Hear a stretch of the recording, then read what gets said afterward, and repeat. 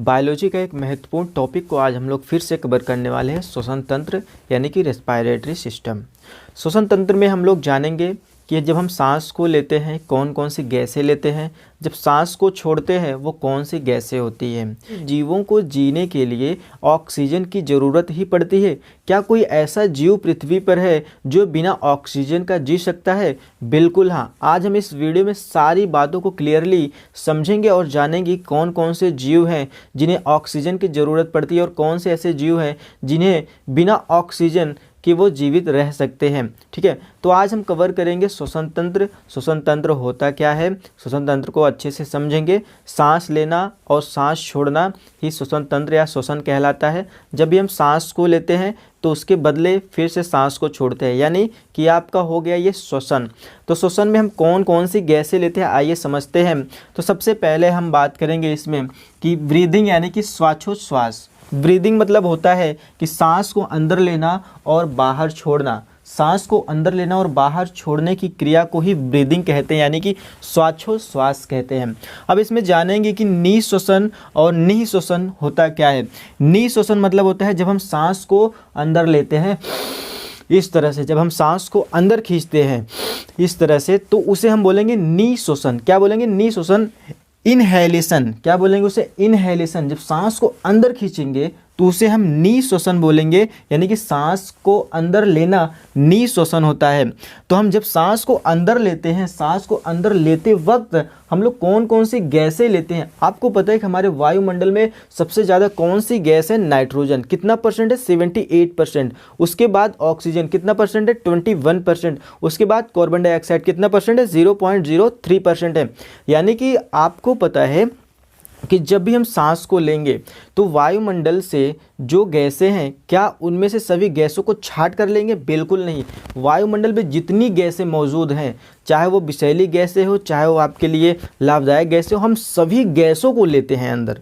चाहे जो भी गैस वायुमंडल में, सब गैसों को हम लेते हैं, क्योंकि आपका नाक या फिर आपका श्वसन अंग यह डिफाइन नहीं है, क्लियर नहीं कर पाएगा कि वायुमंडल से हमें ऑक्सीजन ही लेना है, क्योंकि आपको पता है वायुमंडल में सभी गैसें मौजूद हैं और हम सभी गैसों को एक्सेप्ट करते हैं। तो यहाँ पर देखेंगे कि कौन कौन सी गैसें हम लेते हैं। तो देखेंगे नाइट्रोजन वायुमंडल में 78% होता है, तो हम 78% ही नाइट्रोजन लेंगे। ये ज़रूरी नहीं कि 78% है तो इसमें से हम जो है 50% नाइट्रोजन लें और 21% ऑक्सीजन है तो 21 में से हम 20% ऑक्सीजन लें, ऐसा नहीं है। वायुमंडल में अगर नाइट्रोजन 78% है तो हमें 78% ही लेना पड़ेगा।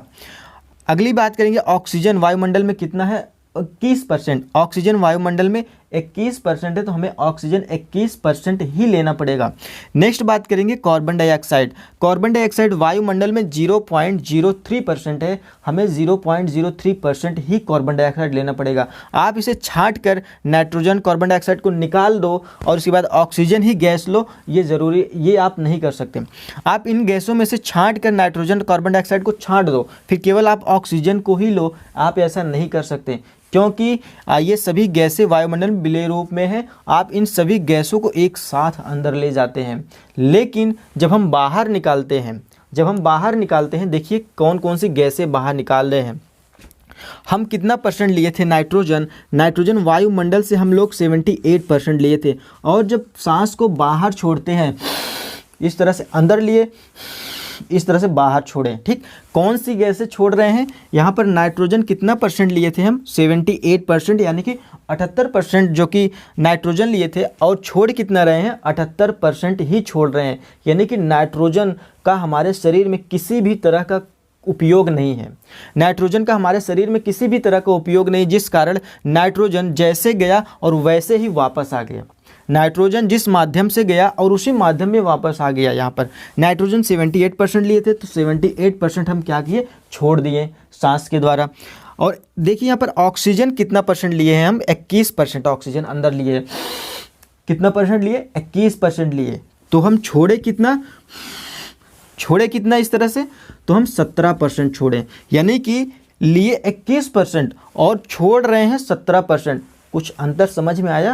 यानी कि 4% का अंतर है। इसका मतलब कि ऑक्सीजन की ज़रूरत हमारे शरीर को है। ऑक्सीजन की ज़रूरत हमारे शरीर को है, इसको हमारे शरीर को ऊर्जा के लिए ऑक्सीजन की ज़रूरत पड़ेगी। इसका मतलब यह हुआ कि हमारे शरीर को ऑक्सीजन की उपयोगिता है, हमारे शरीर को ऑक्सीजन चाहिए ही चाहिए। ठीक, अगला बात करेंगे कार्बन डाइऑक्साइड। लिए कितना थे कार्बन डाइऑक्साइड?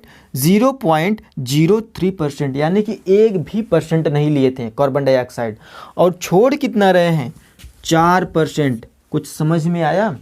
लिए कितना कार्बन डाइऑक्साइड? 0.03%, और छोड़ कितना रहे हैं? 4%।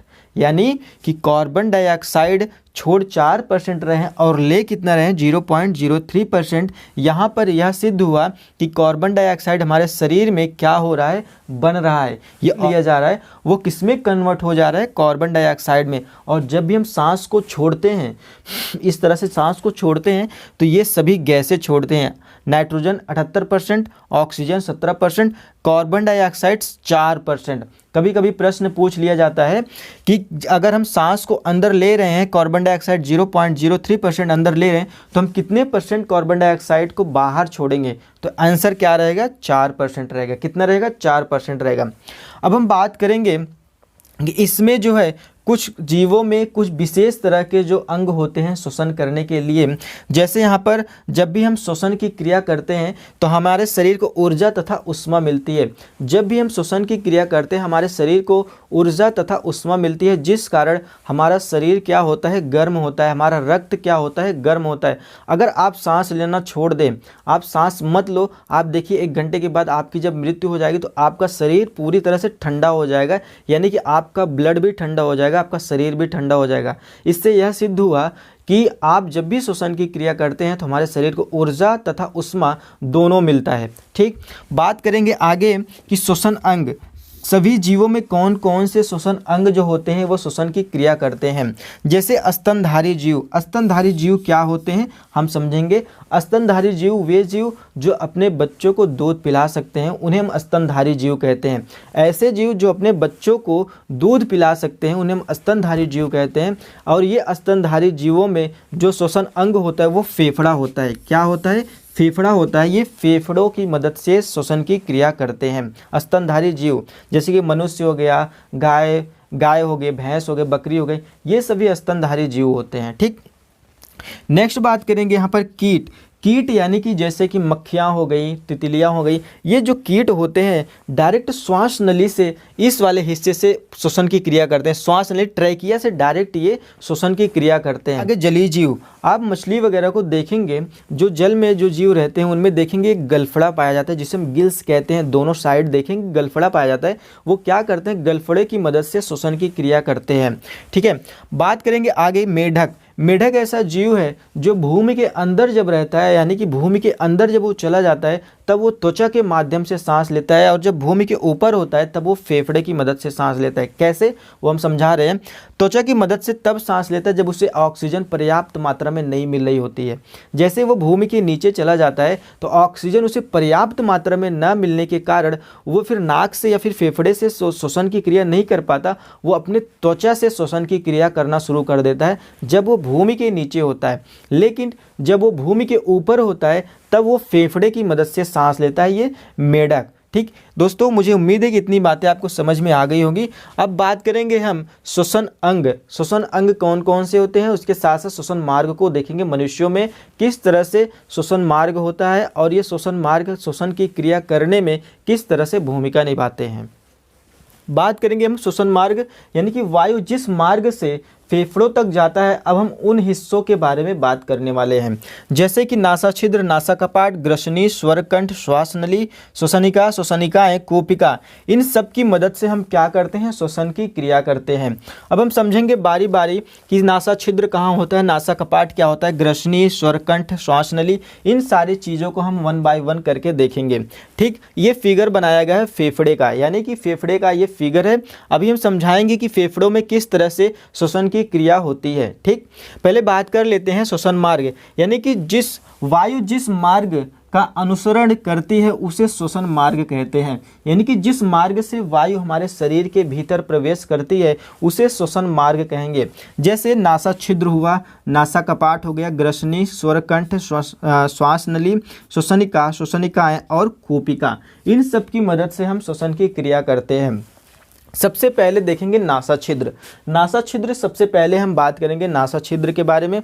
आपको पता है कि ये जो नासा छिद्र होता है, नाक का दोनों छिद्र, इसे हम नासा छिद्र बोलते हैं। इस वाले हिस्से को नासा छिद्र बोला जाता है। इसमें छोटे छोटे रोम पाए जाते हैं और ये रोम का जो काम होता है धूल मिट्टी डस्ट को रोकने का काम होता है। जो नासा छिद्र में छोटे छोटे रोम होते हैं वो धूल डस्ट मिट्टी को रोकने का काम करते हैं।